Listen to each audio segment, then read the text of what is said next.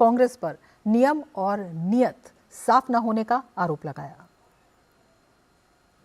When there was a global financial crisis and what happened post the COVID shows clearly that if the intent of the government is sincere, if niyat aur niyam dono sahi hai to अच्छा result मिलेगा।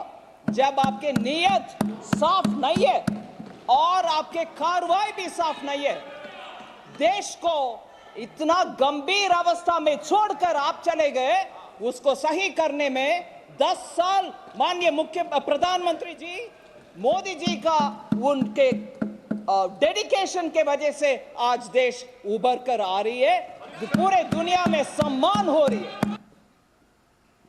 वित्त मंत्री ने कहा कि पूरी दुनिया ने देखा कि कैसे कॉमनवेल्थ गेम्स के दौरान करोड़ों रुपए का घोटाला हुआ। वित्त मंत्री ने कहा कि इसके विपरीत मोदी सरकार के कार्यकाल में दिल्ली में G20 के सफल आयोजन से वैश्विक सशक्तिकरण का और भारत के महाशक्ति की तरह उभरने का भी संदेश मिला। कॉमनवेल्थ गेम्स का इतना फ्लॉप शो हुआ, भारत का बदनाम हुआ पूरे दुनिया में। दिल्ली में ही 12 दिन का कार्यक्रम, उसमें कॉमनवेल्थ गेम्स के द्वारा पूरे देश में बदनाम हुआ, पूरे विदेश में बदनाम हुआ हमारा। मगर आज देखिए G20 7 प्लेसेस में पूरे भारत देश में, किसी एक स्टेट को छोड़ा नहीं। आप भी करो भैया, आप भी होस्ट करो, आपके चीफ मिनिस्टर भी उसमें बैठ जाओ और आपके लोकल प्रोडक्ट्स का भी उन विदेशी मेहमानों को दिखाओ, आपके टूरिज्म बढ़ाओ। ये सब करके पूरे देश को साथ लेकर के G20 को इतना शानदार तरीके से चलाया मोदी जी ने। देश का सम्मान विदेश में बढ़ा है, ना कि बर्बाद हुआ। वित्त मंत्री निर्मला सीतारमण ने कहा कि यूपीए ने कोयला घोटाला कर देश का बहुत बड़ा नुकसान किया। वित्त मंत्री ने यूपीए सरकार पर आरोप लगाते हुए कहा कि उनके कार्यकाल में गुटखा तैयार करने वालों को भी कोयले के खदान आवंटित किए गए। वित्त मंत्री ने साफ कहा कि सीएजी की रिपोर्ट से ये साफ है कि देश को इस घोटाले से 1.86 लाख करोड़ का नुकसान हुआ। यूपीए गवर्नमेंट ने कोल स्कैम के द्वारा भारत देश का भयंकर नुकसान किया, क्योंकि पीछे के दरवाजे से प्राइवेट कंपनीज को बेनिफिट दिलाने के लिए, और मैं इसमें सुप्रीम कोर्ट के विषय नहीं, मैं इसमें जोड़ रही हूं, मीडिया के रिपोर्ट के मुताबिक जोड़ रही हूं।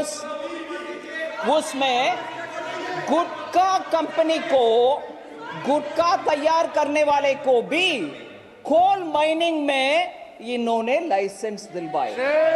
इतना गंभीर काम किया है। और सीएजी के रिपोर्ट में सीएजी के रिपोर्ट में यह बोला गया कोल स्कैम के ऊपर 1.86 लाख करोड़ का भारत के लिए नुकसान पहुंचाया। वित्त मंत्री ने कोयले को लेकर विपक्ष पर कटाक्ष करते हुए कहा कि यूपीए के कार्यकाल में कोयले को राख बना दिया गया, जबकि मोदी सरकार ने अपनी नीतियों से कोयले को हीरे में बदलने का काम किया है। आपने कोयला को राख बनाया, जो कोयला भारत देश में है उसको राख बनाया। हमने अपनी नीतियों के तप से कोयले को हीरा बना दिया।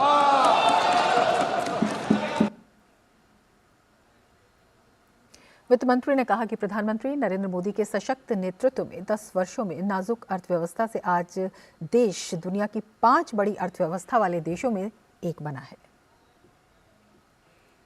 White paper has been laid on the table by a government which, after 10 full years of pulling out an Indian economy which was in a state of fragile 5 to reach the stage of top 5 economy and on the verge of reaching top 3 position. It is a statement laid with responsibility, so that the records of the Lok Sabha and the Rajya Sabha have the factual information on the economy.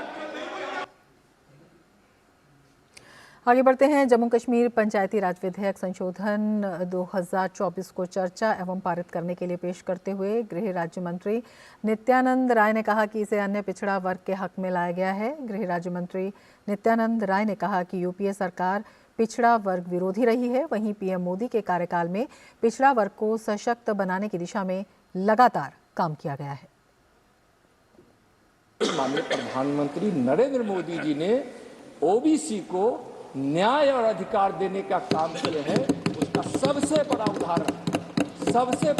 उदाहरण है कि जब आयोग बना तो आयोग पहले पिछड़ा वर्ग आयोग एक एग्जीक्यूटिव ऑर्डर से बनाया गया। इसको संवैधानिक सपोर्ट नहीं था। इसके अधिकार और कामकाज की मर्यादा थी और वह कभी भी बदले जा सकते थे।